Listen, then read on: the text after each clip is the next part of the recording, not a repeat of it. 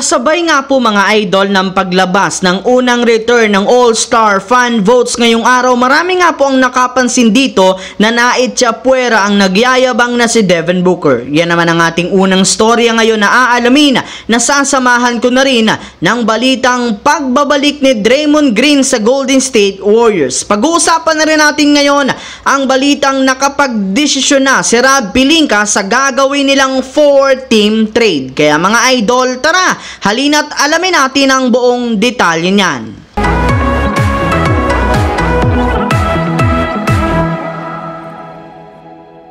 Ilang linggo nga po mga idol ang nakararaan mula nang magsimula ang botohan sa magiging starter sa darating na 2024 All-Star Game. Inilabas na nga po ngayong araw ng mismong NBA ang unang return ng fan votes. Katulad nga po ng inaasahan, halos wala rin naman ditong pinagbago, gayong nangunguna pa rin naman sa kani-kanilang mga posisyon sina LeBron James, Giannis Antetokounmpo, Nikola Jokic, Kevin Durant, Joel Embiid, Tyrese Haliburton, Luka Doncic at Stephen Curry kasama si Jason Tatum. Pero kung meron nga pong nananatili sa listahang ito, mayroon rin naman nga bigla-bigla na lamang naitsapuwera o nawala, katulad na lamang ni Devin Booker na hindi nakasama sa inilabas na 10 guard na nakakuha ng pinakamalalaking fan votes sa Western Conference. Natalo pa nga siya dito ng 6th man ng Lakers na si Austin Reeves na nakakuha ng 170,000 na fan votes. Pero hindi rin naman nakapagtataka ang pagkawala dito ni Booker since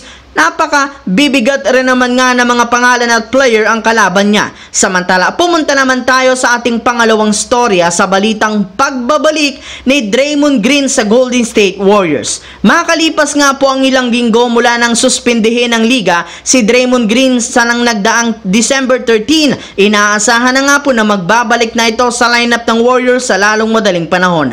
Sa katunayan, ayon nga po sa ibinulgar na balita ni Adrian Wojnarowski ng ESPN, sasama na nga ito sa mga gagawing practice ng Warriors sa kanilang pasilidad sa mga susunod na araw upang paghandaan nito ang kanyang pagbabalik. Naibalita na nga po noon na indefinite ang suspension na ipinataw ng NBA kay Draymond Green. Ngunit bukod nga po dyan, binigyan rin naman siya ng liga ng iba pang bagay na gagawin at kapag nakumpleto niya nga ito, maaari na nga siyang bumalik sa paglalaro. At sa kalagayan nga po nito ngayon, mukhang malapit na nga niyang makumpleto ang pinapagawa sa kanya ng NBA. Habang dumako naman tayo sa ating huling storya ngayon sa balitang nakapagdesisyon na si Rob Pelinka sa gagawin nilang 4-team trade. Ayon nga po mga idol sa ibinulgar na balita ng Lakers insider na si Jovan Bohan ng The Athletic, hindi na nga po nagkakasundo ang ilang mga players ng Lakers at si Coach Darvin Ham patungkol sa mga ginagamit nitong nakakahilong lineup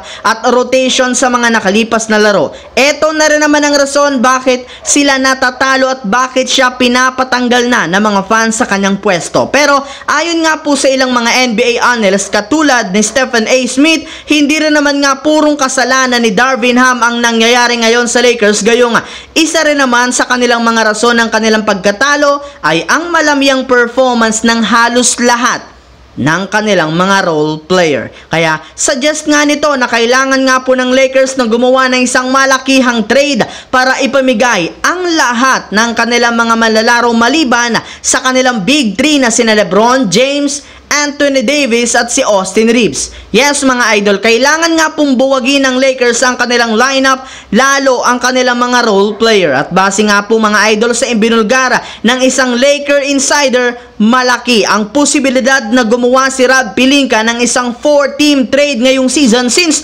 masyado nga itong nag-aalala sa kalagayan ngayon ng kanilang koponan. Paalala ko lamang mga idol, mukhang mangyayari nga ito pagkatapos ng January 15. So yun lamang mga idol ang ating bagong video ngayon dito na ating pinag-usapan ngayon sa aking YouTube channel. Once again, this is your J-Zone TV. Huwag kalimutang mag-like at syempre mag-subscribe na rin. Pindutin ang notification bell sa aking channel para lagi kayo maging updated sa mga videos na pinapalabas ko. Isang malaking shout out sa lahat ng solid na laging nanonood dyan. Thanks for watching mga idol. Hopefully, nag-enjoy kayo ngayon.